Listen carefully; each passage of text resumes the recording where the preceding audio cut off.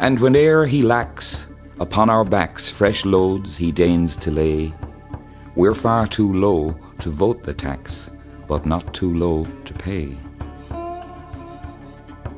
By the mid-17th century, although most of the best land was in English hands, 80% of the island was still under Irish and Old English or Norman control.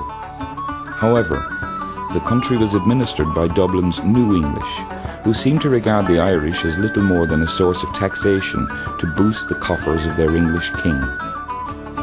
As outbreak of civil war in England looked increasingly inevitable, dispossessed Irish Catholics took advantage of the turmoil in London and revolted against Dublin in October 1641. Revenge for dispossession in Ulster was fierce, although the extent of the ferocity was proved to have been greatly exaggerated. Nevertheless, it remains one of the indelible dates in Unionist memory. The revolt struggled along in a state of virtual stalemate until the English Civil War ended in 1649 with parliamentarian victory. An army then set sail for Ireland under Oliver Cromwell, the leader of the parliamentary forces, who regarded himself as the agent of a wrathful God.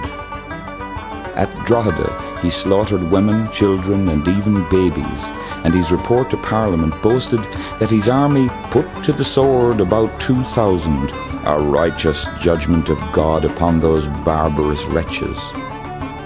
As he continued his campaign of savagery, pushing all before him westward to the most barren land in the country, with the stated intention of dispossessing every Catholic in Ireland, he ordered his troops to drive the Irish to hell or to Connacht, and that any Catholic found abroad in the land should be put to the sword or sold into slavery.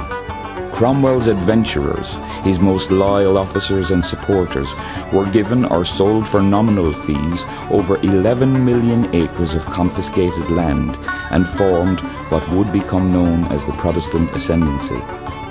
Virtually the only Irish to survive east of the Shannon were those who had hidden out in the mountains and marshes, believing that any fate was better than being driven from their home area by Cromwell. These fugitives were known as Rapparees.